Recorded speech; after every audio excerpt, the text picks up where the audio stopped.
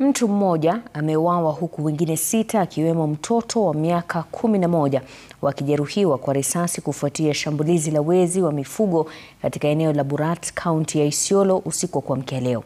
Katika tukio hilo, ngamia 10 waliuawa huku majambazi hao wakitoweka na ngamia wengine 17. Wakazi wanailaumu serikali kwa kuwapuuza, huku wakitoa wito kwa waziri wa usalama Kipchumba Murkomen na inspekta jenerali wa polisi Douglas Kanja kuwajibika na kuhakikisha kuwa maisha na mali ya Wakenya inalindwa ipasavyo.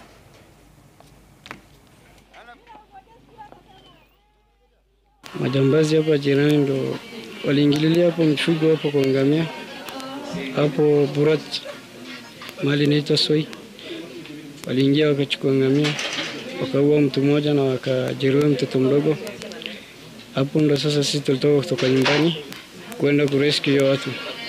Tulipokuwa tunaelekea kule, wakaweka ambush kwa barabara, ndo wakatupata hapo kwa barabara, wakaamua kutufuatilia marisasi. Walimpiga ngamia, wameenda na ngamia kadhaa na wameua ngamia kadhaa. Hapo waliua mtu mmoja mchungaji na walijeruhi watu 2.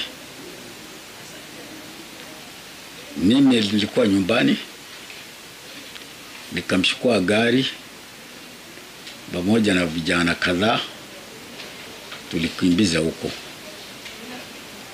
Kufika katikati, walichukua ambush ndani ya barabara, walitupiga sisi. Does the government have the capacity to stop the senseless killings? Because at this time, ile kitu tunataka kuona is a total stop to that issue.